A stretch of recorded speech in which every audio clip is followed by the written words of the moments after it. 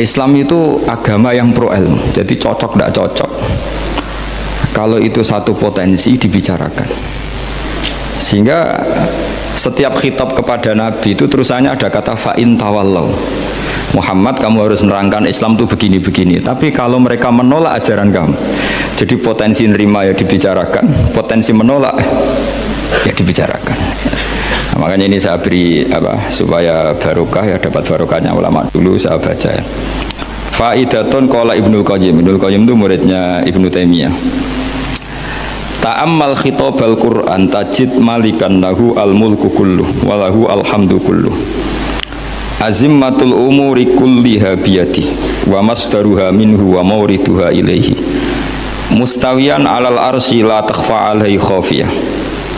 Min aqtari mamlakatihi aliman bima fi nufusi abidihi muttali'an ala asrarihim wa alaniyatihim munfaridun bitadbiril malakah yasma'u wa yara wa yu'ti wa yamna wa yusibu wa yu'aqib wa yukrim.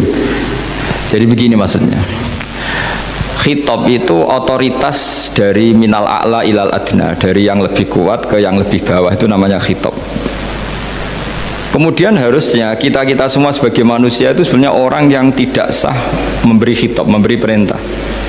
Karena kita sendiri tidak berstatus khalik, pencipta. Jadi misalnya gini, saya janji sama sampean besok datang ke saya, kamu tak kasih uang. Besok saja saya tidak mesti hidup. Jadi janji itu sudah salah, besok saja saya tidak mesti hidup. Kalaupun hidup bisa saja uang saya terbakar atau dicuri orang. Maka di sini dibutuhkan otoritas khitab, harus diberikan zat yang punya otoritas penuh, yaitu zat yang nggak akan mati, yang nggak akan lumpuh, yang nggak akan mengalami satu gangguan sosial. Sebab itu dalam pandangan ulama tafsir itu punya akibat, saya ulang lagi, punya akibat bahwa hanya Allah yang berhak memberi khitab. Sehingga saking kerennya Allah itu bisa khitabun lil ma'dum. Ini di sini nanti ada contohnya. Sesuatu yang enggak ada kemudian Allah bilang kun menjadi ada.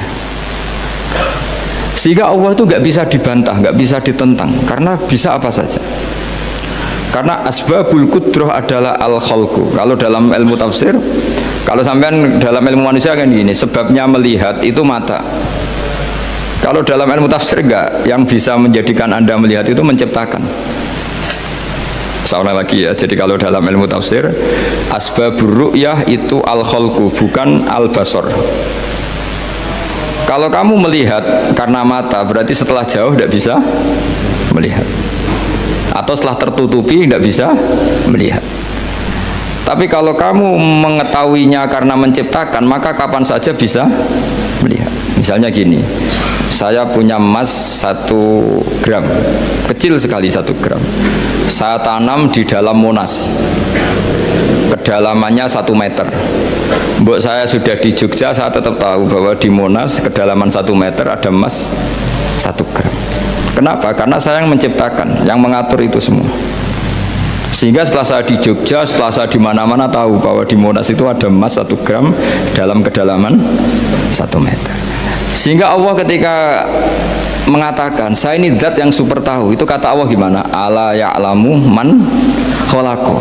Ala ya'lamu ana ta ora ngerti sapa man wong zat khalaqo kang gawe sapa man.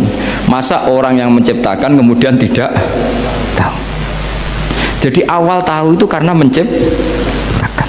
Tapi kita ini sudah lama jadi bodoh karena kita tahunya pakai mata. Sehingga kita mengatakan bagaimana orang buta bisa tahu, wong dia buta. Kalau dia yang menciptakan tetap tahu. Tadi misalnya orang buta di kamar mandinya masang paku atau masang apa, dia tahu kalau di kamar mandi saya ada paku. Kenapa kok tahu? Karena yang masang saya. Nah, ini penting saya utarakan supaya nanti itu gampang analisis ayat-ayat berikutnya. Otoritas itu, otoritas khitab itu harus diciptakan dulu. Nah, baru setelah punya otoritas, saya ulang lagi, baru punya hak khitab. Nah sekarang enggak, para raja, para presiden, para dosen, para kiai itu sering melancarkan khitab, sementara dia enggak menguasai apa yang akan terjadi. Makanya Allah mengkritik kabura maktan indallahi antaqulu ma la tafalun. Itu salah besar ketika kamu seakan-akan memegang otoritas pada sesuatu yang sebenarnya kamu tuh tidak pernah melakukan, tidak pernah ikut menciptakan. Misalnya cong kowe nak nurut aku sebenarnya mesti uripmu kepenak. Otoritas itu dari siapa coba? Urip kepenak ya di luar wilayah kita, kehidupan besok juga di luar wilayah kita. Sampai kita kalau mau ke kuburan itu panduannya Nabi gimana kalau berdoa? Apa? Assalamualaikum daro qaumim mukminin wa inna insyaallahu bikum lahikun. Salam untuk kalian semua dan kita insya Allah suatu saat akan bertemu, insya Allah. Padahal mati itu adalah satu keharusan. Tapi kalau yang di kuburan itu orang mukmin, kita tidak ketemu lagi sama mereka jika kita mati kafir, karena nanti tempatnya beda. Yang satu alamatnya surga, yang satu alamatnya neraka. Maka kata ulama, kata insya Allah di situ adalah kita masih berharap mati dengan status yang sama, sehingga bisa ketemu. Jadi itu artinya gini, di selain Allah itu bilang janji, bilang khitab itu nggak sah. Dulu Kanjeng Nabi Muhammad SAW itu saking yakinnya setiap problem itu ada malaikat Jibril datang, saking yakinnya. Suatu saat ada orang Yahudi tanya, Muhammad kalau kamu Nabi betul, beritahu kami tentang Dzulqarnain, beritahu kami tentang Ruh, beritahu kami tentang Luqman Al-Hakim. Nabi karena reputasi hariannya dipandu Jibril bilang, ya udah besok datang lagi ke sini tak jawab. Ternyata Jibril nggak datang, padahal semua ditunggu lama nggak datang sampai ratusan. Padahal yang tanya orang Yahudi yang sukanya bully Nabi, lama nggak datang. Lama-lama protes, Jibril ini gimana, saya dalam keadaan tertekan malah tidak datang. Datang Jibril dengan tanda kutip nyalahkan. Yaitu ada ayat wala taqulanna li syai'in inni fa'ilun dzalika ghadan illa ayyasha. Jangan katakan besok bisa melakukan sesuatu tanpa mensandarkan itu semua kepada kekuasaannya Allah Subhanahu wa taala. Akhirnya semenjak itu Nabi mensyariatkan kalau kamu janji harus mengatakan insyaallah.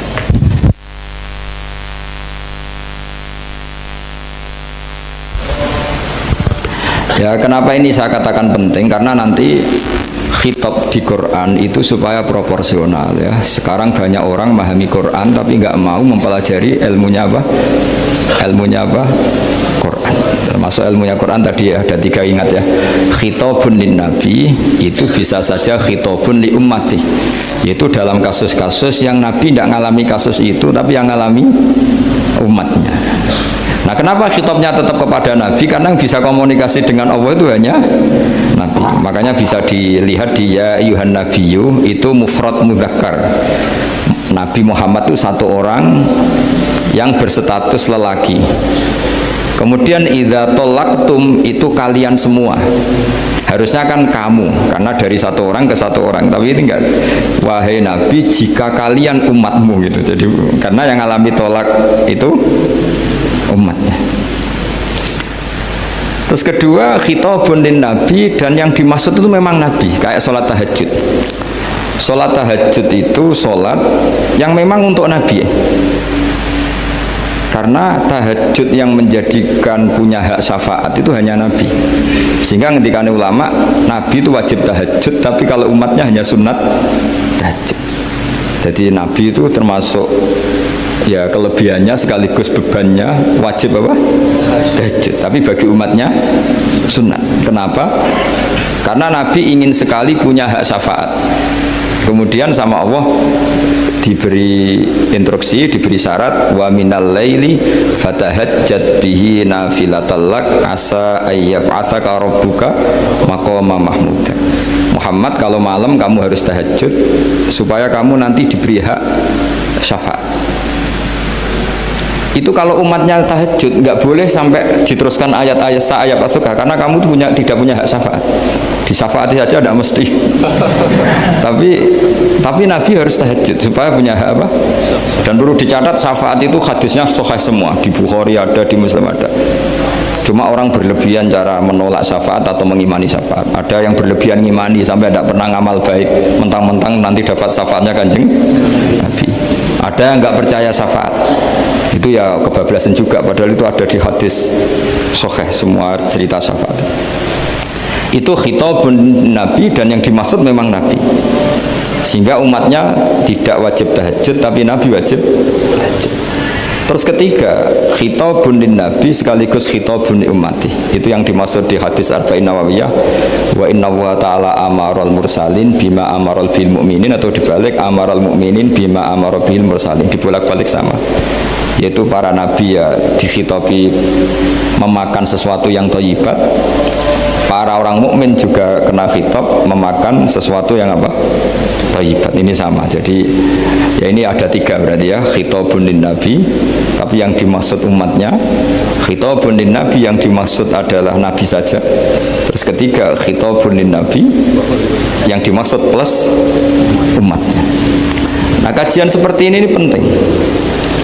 Karena kesalahan Khawarij itu satu kelompok ekstrim yang tidak mengikuti Sayyidina Ali, juga gak mengikuti Sayyidina Muawiyah, tidak mengikuti Ali, juga gak mengikuti Muawiyah, disebut Khawarij. Khawarij itu jamaknya Kharijah, dia keluar dari pikiran ala Sayyidina Ali, juga keluar pikiran dari Muawiyah. Di sini disebut dia khurut dari kata Khawarij, serba keluar, dia tidak mengikuti sana, tidak mengikuti sini, akhirnya disebut Khawarij.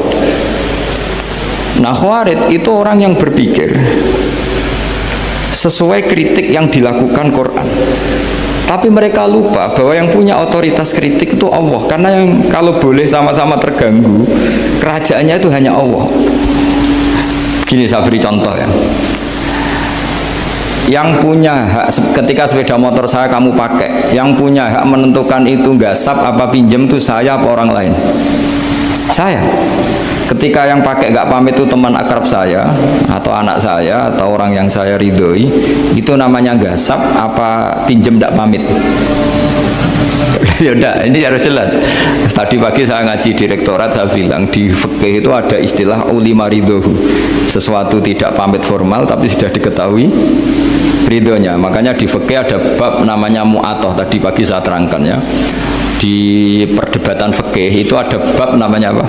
Mu'atoh. Mu'atoh dari kata ato yu'ati, mu'atotan, saling transaksi yang non verbal tapi maklum. Ya seperti kalau kamu marung itu contohnya, kalau kamu marung di kantin terus makan gedang goreng, itu nyuri apa beli? Coba jawab saja. Kalau dikatakan beli kamu belum bayar. Kalau dikatakan nyuri terang-terangan. Coba kalau mbak-mbak milih mana? Itu nyuri apa beli? Kalau beli belum bayar. Kalau nyuri kok terang-terangan ya. Nggak nyuri apa beli?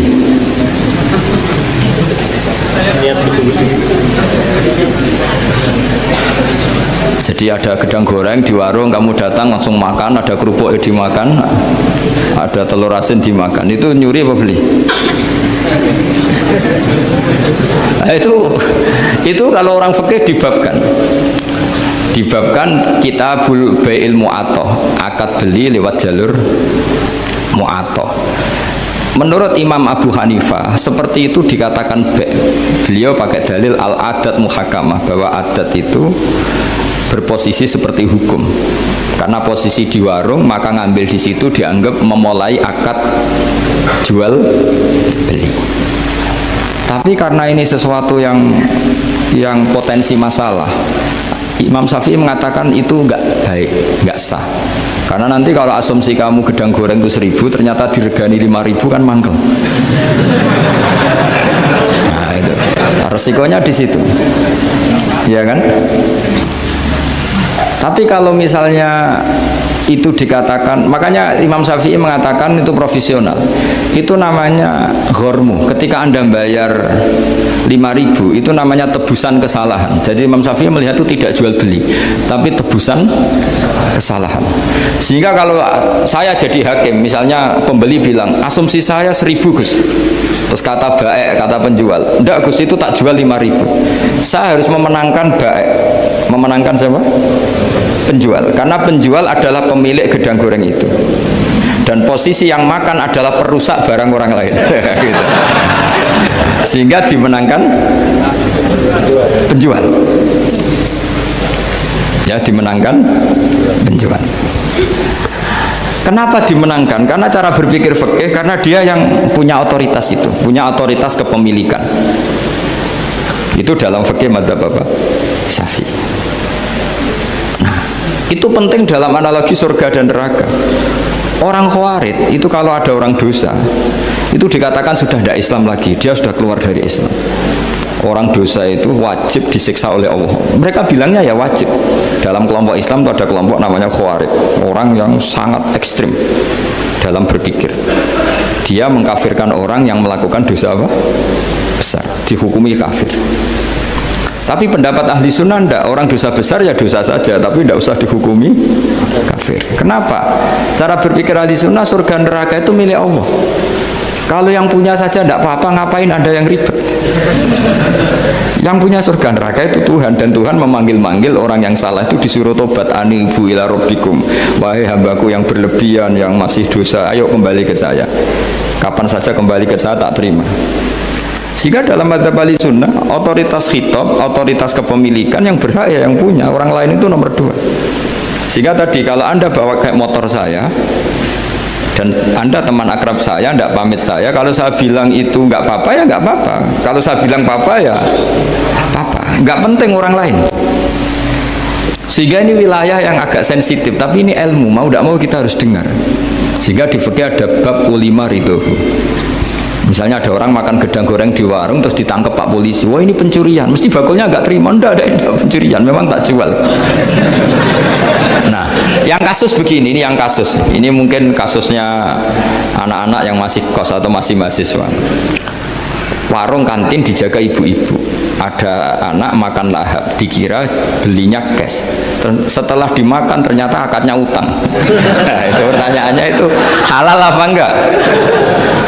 Karena asumsi baiknya monggo-monggo, karena apa, sudah mengkhayal nanti ada sekian uang cash didapatkan, ternyata nyatet atau hutang. Nah kalau ngomong di depan, Bu saya mau makan di sini hutang, kira-kira enggak boleh. Wah itu ada sekian PR, makanya saya sering muji orang-orang yang enggak alim. Enak-enak orang tuh orang enggak alim, karena enggak kesulitan seperti ini. Kita sebagai peneliti fikih itu sering kesulitan. Nah sama Anda misalnya naik Grab atau naik taksi atau apa, ketika Anda naik itu posisinya enggak sap apa pinjem, dikatakan akad sewa belum bayar, dikatakan pinjem nanti harus bayar. Jadi ada sekian masail fikih yang jadi perdebatan. Nah, apapun itu nanti kata finalnya itu dia yang punya, yaitu supir taksinya atau baeknya, penjaga warung tadi. Nah, sehingga hukum itu bagi orang lain sudah tidak sah kecuali bagi yang punya. Nah di sini ini kelihatan benarnya mazhab ahli sunnah wal jamaah. Ahli sunnah mengatakan apapun salahnya seseorang setelah dia beragama Islam itu wilayahnya Allah. Kita tidak bisa berbuat apa-apa. Makanya ada ayat laisa laka minal amri syai'un aw yatuba alaihim aw yu'adzibahum. Muhammad, meskipun kamu kekasih saya, kamu tidak punya otoritas menentukan si A dimaafkan, si A disiksa. Otoritas itu hanya bagi saya, kata Allah. Sehingga banyak orang yang Nabi kurang srek karena membunuh pamannya Hamzah malah dikasih tobat sama Allah, namanya Wahsy. Wahsy itu orang yang Nabi gak suka karena pernah membunuh Sayyid Hamzah di perang Uhud, tapi sama Allah marah dikasih tobat. Sa'labah yang sering ibadah di masjid, sering iktikaf, saking seringnya ibadah itu sampai digelari hamamatul masjid, merpatinya masjid. Tapi na'udzubillah beliau malah berakhir dengan su'ul hati. Kita tidak pernah tahu. Kenapa begitu? Karena begini, wilayah yang absolut itu hanya milik Allah Subhanahu wa Ta'ala. Sehingga Nabi kalau ketemu Wahsy ya bilang, iman kamu sudah saya terima, Islam kamu sudah saya terima, tapi saya ini manusia, tolong sembunyikan wajahmu dari saya, karena kalau saya ingat kamu itu mangkel, karena ingat kamu pernah membunuh Hamzah. Tapi saya sebagai Nabi harus menerima iman kamu, karena Nabi itu gak boleh dendam. Tapi kalau mangkel-mangkel sedikit kayaknya agak boleh mungkin ya, mungkin itu ya. Tapi profesional, Nabi sebagai manusia nggak berkenan melihat Wahsy, tapi sebagai Nabi legowo terhadap imannya Wahsy. Tapi Allah sendiri yang ngendikan laisa laka minal amri syai'un aw yatuba. Coba orang munafik, kayak apa salahnya orang munafik? Tapi ketika Allah ngendikan tentang orang munafik gimana? Wa yu'adzibal munafiqina in sa'a aw ya tubah. Allah bisa saja menyiksa orang munafik insya kalau berkehendak ya tubah, atau Allah mengasih tobat. Nah, karena pendapat ahli sunnah itu lebih valid sesuai ayat-ayat Quran, maka yang diikuti mayoritas di dunia adalah mazhab ahli sunnah wal jamaah. Dan itu dimulai cara berpikir yang sederhana, yang berhak menentukan khitab ya yang punya, titik itu saja. Yang berhak menentukan khitab ya yang, nah tentu yang punya alam raya ini hanya Allah Subhanahu wa ta'ala. Makanya Allah mensifati dirinya Malik Yaumiddin, kita tidak bisa. Makanya bahaya ya, pikiran-pikiran kayak Khawarij itu bahaya. Sampai nggak usah tanya saya. Lalu Khawarij kalau di era modern siapa Gus? Anda provokator kalau tanya gitu. Ya itu tidak boleh provokator.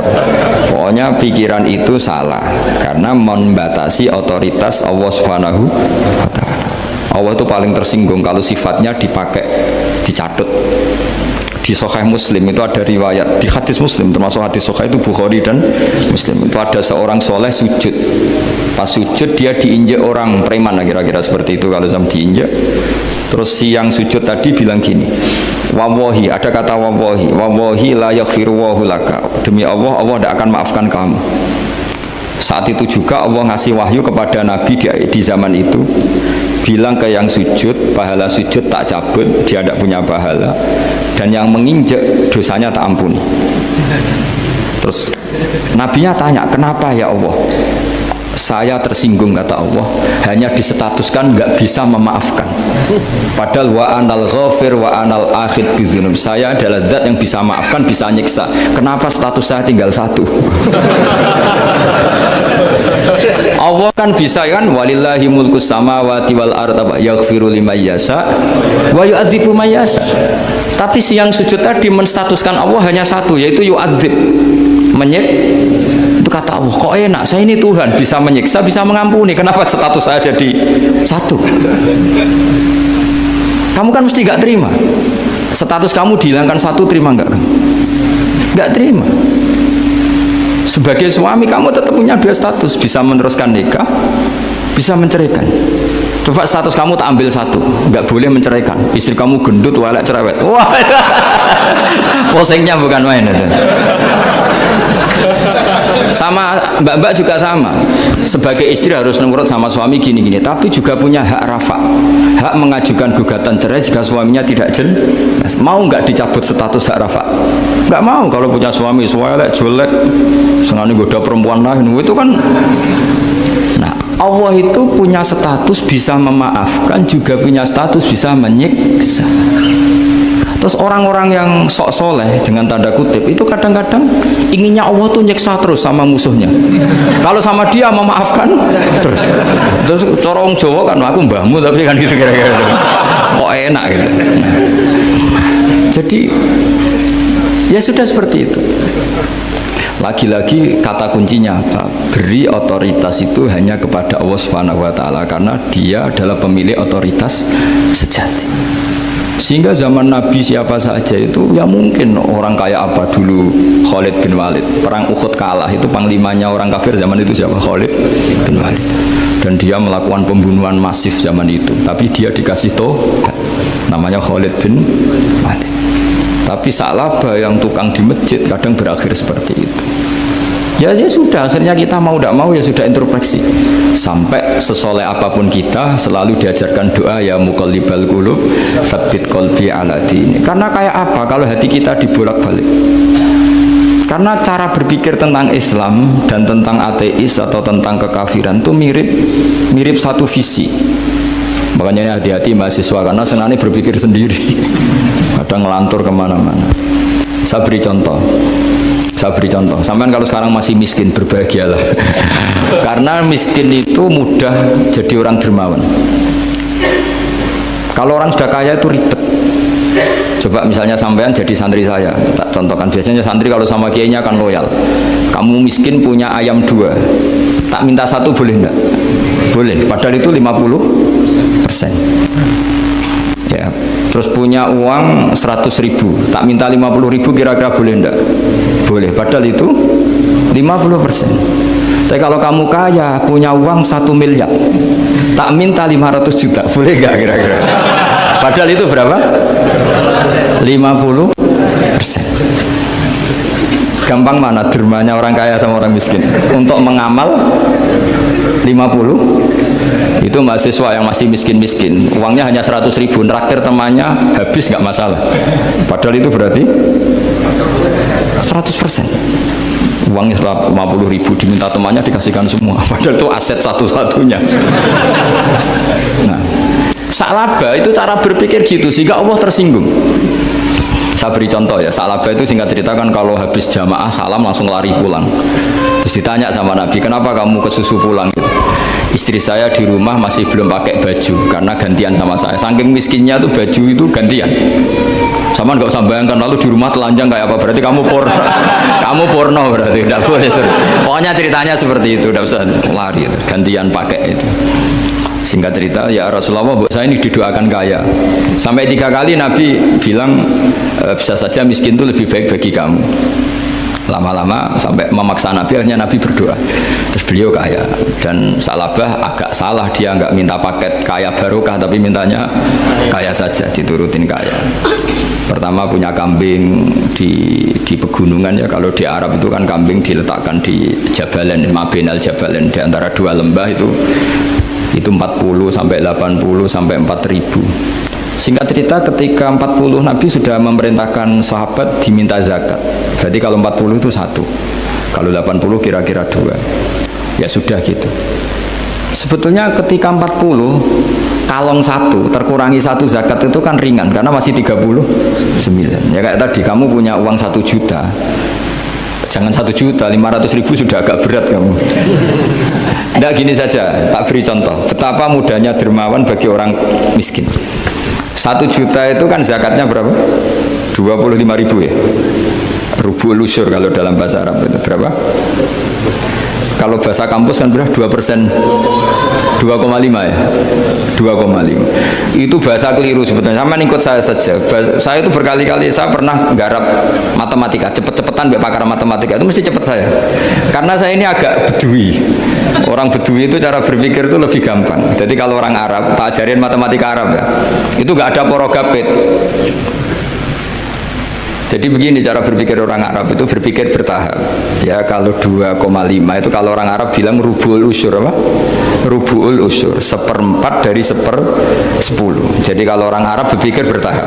Jadi misalnya 1 juta, 1/10-nya berapa?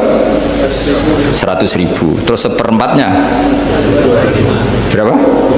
25.000. Jadi disebut rubul usyur, 1/4 dari 1/10. Jadi 1 miliar, cari 1/10-nya dulu 100 juta, terus 1/4-nya, sehingga nggak usah porogapit ruwet. Jadi orang Arab kalau bilang 1/10 sama 1/20 itu tidak bisa, karena nanti tidak porogapit. Orang Arab bilang al usyur atau nisful usyur. Misalnya zakatnya apa itu zuruk, berarti 100, 1/10-nya berapa? 10. Terus orang Arab kalau misalnya pertanian kamu biayai zakatnya 1/20, orang Arab bilang bukan 1/20, nisful usyur. Berarti berapa? 100, usurnya 10, separuhnya 1/10, berarti 5. Lah 5 ini bahasa kamu apa? 1/20. Ya, bahasa orang kampus 5 kan 1/20, kalau 10 1/10. Kalau orang Arab bilang apa? Usyur atau nisful, kan gampang gitu. Ya saya ulang lagi ya, berarti kalau 1/10-nya 1 juta, usurnya berapa? 100, nisful usur 50. Ya, gampang mana matematika Arab sama matematika ini sama. Daripada sama gue porogaf betul pusing saya lihat itu. Ya sudah gitu aja, pokoknya diusurkan semua. Orang Arab kalau bilang tuh diusurkan semua, berarti 1 juta. Misalnya zakat mal kan 2,5, berarti 1 juta. Usur dulu, berarti 100.000. Lah zakatnya itu rubul usur, 1/4 dari 1/10. Ya di 1/10 dulu, berarti 100. Habis itu rubul usur, 1/4 dari 1/10, berarti. Jadi gampang aja, 1 juta, tulis saja langsung 100.000 usur, terus 1/4-nya 25. Gampang mana? gampang lagi pakai kalkulator. Nah, sekarang begini. Kira-kira kalau kamu punya uang 1 juta diminta zakat 25.000 enteng nggak? Enteng. Biasa kan kita punya uang 1 juta naktir teman sampai habis 100.000, 200 enteng. Tapi kalau sudah 10 juta 10 juta berarti rubul usurnya berapa? 250. Kalau 1 miliar 25 juta. Wah, itu sudah pikiran kamu kan bikin toko baru, bikin konter baru. Nah, kalau 100 miliar berapa? 200. Nah, sak labah ini ketika dimintai zakat ketika 40 enggak, masih kambing 40 enggak mau, 80 enggak mau, sampai hampir 4.000.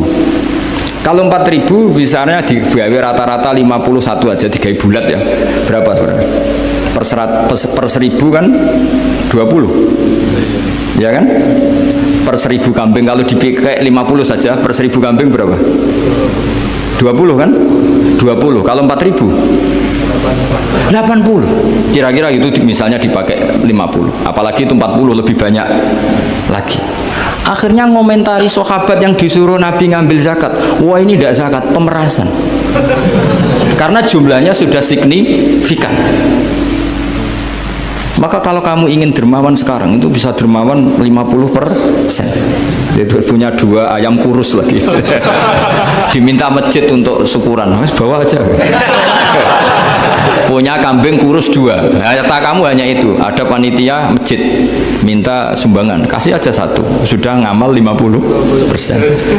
Tapi kalau punya sapi limusin 2 yang per 1 harganya 70 juta, kalau diminta 1 kan nilainya tetap 50%. Gampang mana? Orang miskin sama orang kaya ngamal? Orang miskin. Terus kedua, hebatnya orang miskin itu kalau ngamal itu dramatis. Betul itu. Jadi makanya kenapa Nabi suka orang miskin. Loh, saya pernah ditanya, saya ini punya teman yang kaya raya. Dia biasa ngamal 1 miliar, 2 miliar. Dia nggak terima sama fatwa saya, Gus kenapa Anda masih muji orang miskin? Ngamalnya tuh banyak saya sekali ngamal bisa 1 miliar, setengah miliar. Tapi kata saya, ngamal kamu itu tidak dramatis, nggak seru kata saya. Terus dia tanya, kok bisa Gus? Dia orang kaya, paling ngamal 1 miliar untuk bangun masjid, 1 miliar, setengah miliar bangun pondok, setengah miliar. Tapi kalau orang miskin, misalnya tukang becak, orang miskin kan pasti kawannya orang miskin. Kan nggak mungkin orang miskin utang Abu Rizal Bakri, utang Yusuf Kala, kan nggak mungkin. Kenal saja enggak. Orang miskin kan utangnya sesama orang miskin. Itu pasti itu kan hukum sosial ya. Nah ternyata itu apa? Hari itu anaknya enggak makan, hari itu istrinya mau kelahiran. Utang sesama miskin, diutangi 50.000. Tapi uang ini dramatis, kalau hari itu nggak makan mati. Artinya apa? Ada orang amal 1 miliar untuk bangunan, kadang aksesoris, yang satu ngutangi 50.000 tapi taruhannya nyawa. Nah sekarang menyelamatkan nyawa sama bangunan keren mana? Maka berbahagialah orang miskin, karena komunitas mereka ini utang piutang urusan apa? Nyawa. Jadi ini lebih dramatis ya, lebih dramatis, lebih keren. Makanya utang piutang orang miskin itu paling diabadikan Quran karena lebih keren, lebih keren. Karena nyawa apa? Loh, saya ini kan termasuk kecil sudah kiai agak keren, sudah kiai agak mapan. Itu kalau orang-orang kaya nawarin saya paling Gus nggak ganti mobil, nggak ganti aksesoris mobil itu nggak keren. Al-Nadikan tetap ngamal pun nggak keren. Tapi kalau orang miskin, saya sering kan dengar cerita mereka orang itu ngeri. Kayak cerita yang diabadikan Quran itu, wa yu'thiruna ala anfusihim walau kana bihim khassas. Itu Nabi mengumumkan saya punya tamu tapi hari ini saya tidak bisa hormat tamu.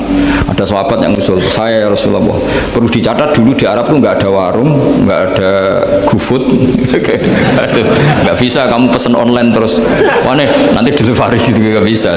Nah terus akhirnya datang ke rumahnya, datang istri saya, ada makanan tidak ada hanya untuk jatahnya bayi. Terus ya sudah, bayinya kamu tidurkan supaya jatah itu dimakan tamunya Rasulullah. Tapi kan jatahnya orang satu, tamunya kan malu kalau nggak ada yang nemanin. Terus ya sudah, lampunya dimatiin, pura-pura kamu nemanin. Bos yang satu ya ada piring sama sendok pura-pura nemanin, yang satu makan betul. Itu diabadikan Quran. Karena apa? Dramatis gitu. Sehingga pagi-pagi dia datang ke Nabi, kamu punya amal apa? Sehingga tadi malam ada ayat wa yu'thiruna ala anfusihim wa law kana bihim khasasah. Mereka mengalahkan kepentingan dirinya sendiri meskipun punya kepentingan sendiri demi tamu tadi. Terus cerita dia, kita tamu tadi malam ya Rasulullah, yang saya sanggup menghormat, sebenarnya saya tidak punya apa-apa, hanya jatah bayi. Itu aja dramatis, bayinya ditidurin dulu, tapi tidak disuntik ganja, tidak ditidurin. Ditidurin biasa nanti kan, ditidurin biasa. Terus suami saya pura-pura nemani, lampu dimatikan. Nah, mungkin tamunya saking laparnya, gak penting mikir itu, yang penting makan aja. Jadi maka sebetulnya orang-orang miskin itu tidak usah hiru, wah itu orang kaya bisa ngamal masjid 1 miliar, 2 miliar. Tetap ngamalnya ini sesuatu yang tidak mendesak. Tapi sesama orang miskin, kalau temannya minta tolong itu mesti dramatis. Istri mau kelahiran, kematian, kelaparan. Pokoknya yang diselamatkan itu seru semua. Artinya gini ya, kalau miskin ya nikmati saja, itu ada peluang untuk menyalip pahalanya orang-orang. Tapi yang kaya ya tetap kaya. Kalau semuanya miskin, nanti yang miskin kerja di mana kalau semuanya miskin? Ya kembali ke tadi, ke ilmu khitab. Kalau ini tidak dipelajari, maka orang Khawarij ini megang otoritas. Tidak bisa. Mereka nggak menguasai pintu surga maupun pintu neraka. Nggak bisa. Mereka dengan seenaknya, tobatnya orang yang pernah gini nggak diterima. Tidak bisa. Wilayah yang terima tidak itu wilayahnya Allah Subhanahu wa Ta'ala. Sehingga kita tetap berpendapat sesuai eksplisit yang ada di Quran. Walillahi mulkus samawati wal ardi. Apa? Yaghfiru liman yasha wa yu'adzibu man yasha. Sehingga nggak boleh kita pegang otoritas agama, nggak boleh. Kita hanya bisa menjelaskan. Kalau pegang nggak boleh. Misalnya saya dengan sampean surganya dulu mana? Bisa saja dulu jenengan. Kok bisa Gus? Iya kan? Mungkin wah keren ngaji tawaduk mau. Mungkin saya dari bab tawaduk keren sampean. Di bawah saya di atas. Di bab tawaduk keren sampean. Sehingga kalau surga kok jalurnya tawaduk mesti dulu sampean. Karena sampean di bawah saya di atas. Tapi saya nanti protes sama Allah. Protesnya gini, posisi saya diperintah ya. Gayanya mereka duduk di bawah, tapi merintahkan saya supaya mau mengajar. Jadi nggak ada sopan-sopannya, karena mereka merintah ya. Ya, terutama di PPI ya, wah itu nggak sopan sekali kan merintah. Sehingga kalau yang dipandang, makanya masyhur itu kan, ada wali itu. Yang satu jadi wali karena sholat di shaf awal, keren kan, shaf awal fadilahnya utamanya kan luar biasa. Yang satu kalau sholat itu di belakang terus, tapi juga jadi wali. Yang depan agak protes, ya Allah kenapa ini jadi wali padahal sholatnya di belakang. Jawabannya lucu yang di belakang. Kenapa? Saya itu malu. Saya ini masih banyak dosa, banyak salah kok di depan. Kok kayak suci sendiri aja. Jadi kalau kamu sowan sama praja atau sama kiai, yang paling depan itu kan yang kepedean. Dia milih yang belakang, jadi sopan aja, nggak terlalu dekat gitu. Orang itu tidak pernah tahu. Kadang-kadang Allah itu kita tidak pernah tahu. Andai kan boleh dibahasakan, kita tidak pernah tahu cara berpikir Tuhan. Jadi Allah itu zat yang mau, ya itu tadi otoritasnya penuh. Makanya saya pernah cerita di mana-mana, di kitab-kitab yang saya baca itu ada 2 orang yang ahli neraka, sudah di neraka. Ini sekaligus ijazah, saya ulang lagi sekaligus ijazah, bisa dipraktekkan nanti itu. Setelah itu 2 orang ini dipanggil ke surga sama Allah. Allah itu tanyanya ya aneh, enak di neraka? Ya udah enak di neraka. Ya gak enak di neraka, kok ditanya enak enggak, ya gak enak. Ya sudah kembali lagi ke neraka. Lari kencang-kencang, lari menuju neraka. Lari. Sama Allah dipanggil lagi, loh kenapa kamu semangat? Ya Allah, saya ini kapok, saya ini trauma. Dulu ketika engkau perintah, saya ini lelet sekali. Disuruh sholat lelet, disuruh zakat lelet. Maka ini jenengan perintah saya semangat supaya nggak ngulang kesalahan yang sama. Akhirnya sama dipanggil, ya sudah di surga aja, di surga. Karena semangat lari menuju neraka. Maka ini ijazah, nanti kalau di mahsyar ya, kamu dipanggil, ayo masuk neraka, harus apa? Semangat. Harus semangat. Oke Gusti, semangat. Lah repotnya kalau nggak dipanggil lagi. Akhirnya barokahnya semangat itu dia di surga. Kita tidak pernah tahu cara berpikir Tuhan, nanti kan boleh dibahasakan seperti itu. Yang satu, ayo kembali lagi ke neraka. Tolah itu, jalan noleh lagi. Sampai itu nggak semangat noleh lagi. Terus ditanya sama, kenapa kamu tolah gitu? Saya tidak pernah ngira ya Allah, ketika engkau panggil di surga, kemudian engkau kembalikan lagi ke neraka. Ya sudah, kamu di surga saja. Barokahnya husnudzon.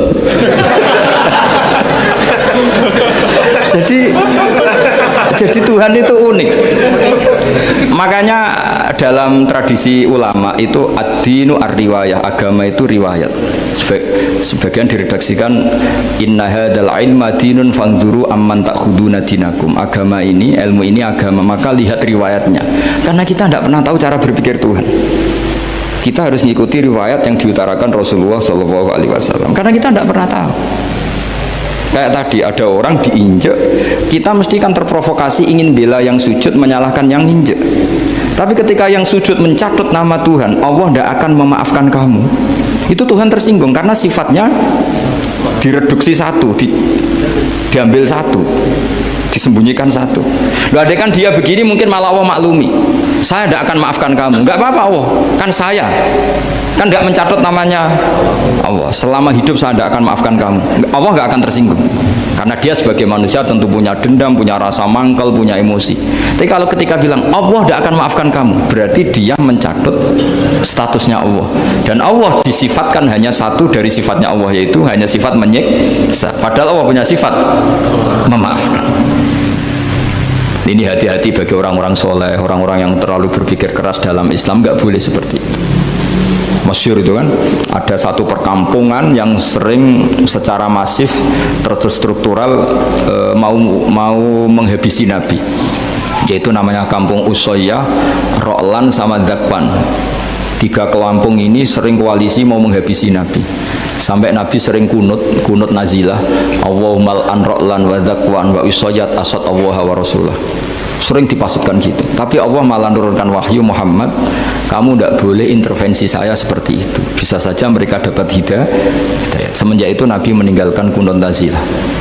Terus dan sebagian ulama mengatakan itu awal diturunkannya ayat laisalaka minal amri syai'un au yatuba alaihim au yu'adzibahum.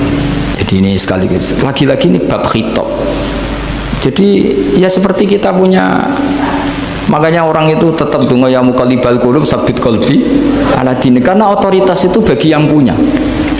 Maka kata malik, kata pemilik itu kunci dalam ilmu tauhid atau ilmu tafsir atau ilmu apa saja. Misalnya gini, sampai saya punya rumah.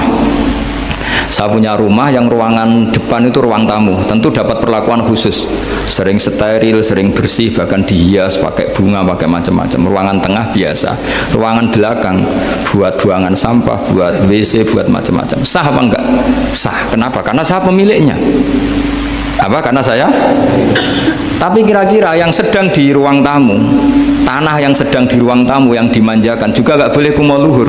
Bisa saja suatu saat saya rubah pikiran, rumah saya tak balik dari menghadap utara ke selatan. Yang dulu WC jadi ruang tamu, yang ruang tamu jadi WC. Langsung perlakuannya rubah 180 apa derajat, jika 360 derajat. Nah itu yang di sini nih, kenapa orang soleh pun tetap takut sama Allah, karena Allah itu yaf'alu ma yasha, bisa melakukan apa saja. Sehingga tradisinya ulama ketika zaman ini sudah rusak seperti ini, ulama-ulama tidak ada yang khawatir, karena Allah mensifati dirinya Al-Hadi sebagai zat penunjuk. Coba kita sudah tidak ditungguin Nabi, nggak ditungguin wali, nggak ditungguin orang-orang soleh dulu, tapi agama itu ya jalan sampai sekarang. Ada orang ngaji, ada orang sholat, ada orang zakat. Andikan agama itu diserahkan manusia, sudah kita tidak bisa mempertahankan agama ini di zaman seperti ini. Tapi karena Allah itu Al-Hadi, zat yang memberi petunjuk, dan sifat Allah Ta'ala pasti tata'atsaru bi khalqih, pasti ada akibatnya di makhluk. Seperti Allah mensifati dirinya Ar-Razzaq, yang memberi rizki. Buat zaman buyut-buyut perang dijajah Belanda ya tetap makan, ya tetap kawin. Kadang istrinya banyak, padahal zaman jajan Belanda. Kita nggak dijajah aja susah. Dulu itu babah kamu istrinya satu atau dua? Buyut-buyut kamu. Banyak yang dua padahal miskin. Karena Allah mensifati dirinya Ar-Razzaq. Mbok keadaan kayak apa orang tetap dapat rezeki. Begitu juga Allah mensifati dirinya Al-Hadi. Mbok keadaan dunia rusak kayak apa tetap ada yang dapat hidayah. Jadi kamu tidak usah khawatir terhadap agama ini karena Allah mensifati dirinya apa? Al-Hadi, zat yang memberi kayak apa Amerika, kayak apa Korea. Saya itu pernah di Korea, katanya negara ateis. Di sana TKI yang nyari uang, ternyata di sana itu bikin masjid. Coba kalau Allah menghendaki, di Korea ada masjid. Karena bikin masjid nggak boleh, kalau nyewa boleh. Jadi Korea itu ada satu aturan kayak di Jepang, kayak di umumnya negara maju. Yang sudah fungsi sosial itu tetap sosial, nggak boleh menambah yang baru. Jadi kalau dari gereja dibeli masjid boleh, tapi kalau tanah lapang dipakai masjid nggak boleh karena ngurangi tanah. Tapi kalau dari gereja jadi masjid boleh, dari bar untuk masjid boleh, dari pantai asuhan jadi masjid boleh. Pokoknya yang fungsi sosial. Saya pernah ngaji di masjid itu, bawahnya bar, atasnya gereja, atasnya lagi masjid. Kadang ya balik masjid dulu, bar, baru gereja. Karena memang yang sudah kawasan sosial ya kawasan publik ya untuk publik. Kita tidak pernah mengira kalau di sana ada tauhid. Tapi Allah itu Al-Hadi, apa? Allah itu Al-Hadi. Sehingga ya delala ada orang Indonesia kerja di sana, terus nuraninya tersiksa kalau tidak ada tempat sujud. Akhirnya mereka urunan bikin masjid. Itu banyak yang santri saya sering ngaji saya. Ya saya ulang lagi ya. Jadi cara mikir khitab sama Allah gitu dulu ya. Enggak boleh kamu berpikir khawarid yang membatasi kekuasaan atau hidayatnya Allah Subhanahu wa ta'ala. Karena kita tidak pernah tahu. Salaba ngomong gitu itu masalah besar. Karena mengatakan kekasihnya Allah itu pemungli. Karena tadi, wah ini tidak zakat lagi tapi apa? Pungli. Ini apa? Pemerasan. Karena tadi jumlahnya sudah sekitar 4.000, zakatnya kan banyak sekali. Makanya saya mohon, saya model di UI itu setuju kalau zakatnya dimulai dari kecil lebih ringan. Misalnya kita gaji 1 juta dipotong 25.000 kan ringan. Tapi kalau gaji kamu 1 miliar kan mendingan untuk bayar supir buat yang jaga gudang, kan mesti pikir aja sudah macam-macam daripada dipakai zakat. Ya, jadi diantara menganalisis Quran adalah apa? Dudukkan Allah sebagai Malikul Umur Kulliha, yang menguasai semua urusan. Tapi kalau kita apapun hebatnya hanya sebagai ulama, hanya sebagai mufti, hanya sebagai kiai, itu tidak punya otoritas. Sehingga misalnya banyak kan, misalnya anak yang kita cintai, kita modali malah bangkrut, yang tidak kita modali malah kaya, karena urusan tidak di tangan kita tapi di tangan Allah Subhanahu wa ta'ala. Masjid juga gitu. Masjid yang dikelola secara sehat, ramai jamaahnya gini-gini, itu dikelola oleh manajemen. Ada masjid yang kelihatannya sepi, jamaahnya ya sedikit apa, tapi kadang-kadang diridhoni Allah. Kenapa? Karena masjid itu nggak menjadi problem sosial bagi komunitasnya. Saya beri contoh, masjid ramai tentu baik, nggak perlu saya ceritakan, karena masjid ramai itu ya mesti baik. Masjid yang banyak jamaahnya tentu baik, itu nggak usah dibicarakan. Tapi ada beberapa masjid yang sepi, tapi Allah itu suka. Kenapa? Karena lembaga agama itu nggak boleh mengganggu sistem sosial. Jadi kita tidak pernah tahu cara berpikir Nabi. Yaitu banyak kan sahabat habis sholat duhur ba'diyah di masjid, qobliyah di masjid. Apa kata Nabi? La taj'alu buyutakum kuburan, cung nak apik aja mbok entek-entekno ning masjid. Omam yo bagiai keapian. Rumah kamu jangan jadikan kuburan. Jadi sholat sunatnya di masjid, ba'diyahnya di masjid. Pulang-pulang tanya, "Mah, makannya di mana?" Terus marah-marah karena kurang disediakan makanan. Kan lucu kan? Di masjid qobliyah, ba'diyah, pulang-pulang tanya apa? Makanan. Tersinggung lagi kalau belum disediakan. Akhirnya apa? Anak-anak kita yang kecil kenangan melihat bapaknya itu apa? Bapak itu orang yang kalau dari masjid tanya makanan dan marah kalau tidak kesampaian. Coba kalau kamu datang dari masjid sholat, kenangan anak kamu apa? Bapak itu orang yang kalau datang dari pergi sholat. Sehingga kenangan anak-anak kita ini melihat kita sholat sujud di rumah. Sehingga Nabi membahasakan apa? Jangan jadikan rumah kamu sebagai kuburan, kasih jatah sholat. Sehingga ulama mengatakan jamaah itu paling baik itu di masjid untuk jamaah fardu. Untuk sholat sunat beberapa malah sebaiknya di rumah. Sehingga saya ini sebagai kiai ya sering bingung. Bingungnya kadang ada orang terlalu overacting, ingin masjidnya ruame sehat. Yang satu enggak. Saya ini sering dipamiti, ya saya akhirnya bingung. Bingungnya ya barokahnya ngalim itu bingung, kalau nggak ngalim malah nggak bingung. Karena ya sudah harus gitu. Sampai tak beritahu ya. Nabi awal ngendikan itu ju'ilat lanal ardu kulluha masjidan. Semua tanah Allah itu hakikatnya masjid. Apalagi ini rumah kita. Anak kita biar menyaksikan saat kita sujud, saat kita baca Quran, saat kita ngaji. Kalau semua ini di masjid, kemudian Anda di rumah taunya makanan, menuntut ngopi, menuntut kenangan di keluarga kita kurang baik. Makanya Nabi membahasakan apa? La taj'alu buyutakum kuburon. Jangan jadikan rumah kamu sebagai kuburan. Apalagi ada pepatah lagi, al-ummu madrasatul ula. Ibu adalah madrasah pertama. Coba kalau kita ngajarin Quran di rumah, ya tentu masjid ya tetap ada kegiatan, tapi jangan sampai mematikan rumah. Sehingga kita sebagai ulama itu ada masjid rame ya seneng, ada masjid setengah rame ya nggak apa-apa, asal efeknya menyebar ke masyarakat. Jadi ramenya masjid ya baik, tidak rame kalau yang rame ibadah di rumah-rumah juga baik. Maka dulu zaman Nabi Musa malah istilahnya waj'alu buyutakum qiblata wa aqimus sholat. Jadikan rumah kamu sebagai kiblat, sebagai tempat ibadah. Coba kenangannya Nabi kalau sholat malam itu di rumah apa di masjid? Di rumah, sehingga Aisyah punya kenangan sampai hatta waromat qodamau, sehingga kakinya Nabi bengkak. Dan Nabi alami saja. Kamu kira Nabi sholat punya kayak anak-anak sekarang kan yang ada ruang sholat, ternyata hanya dipasang sajadah sama tasbih, nggak pernah dipakai. Kalau Nabi enggak, yang dipakai Sayyidah Aisyah itu ya tempat sholat, sehingga kata Aisyah, Nabi itu sholat di tempat tidur saya. Kalau Nabi sedang berdiri, kakiku tak selonjorkan. Kalau Nabi sujud, kakiku tak ingkretkan. Ya di tempat Sayyidah Aisyah tidur itu Nabi sholat.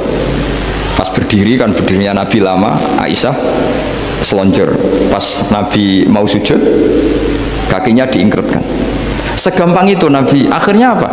Kenangannya Aisyah sebagai istri itu doa-doa tahajud, doa-doa. Coba kalau Nabi tahajudnya di masjid, Sayyidah Aisyah tidak punya kenangan doa-doa apa? Tahajud. Sehingga kita harus ngikuti ngaji.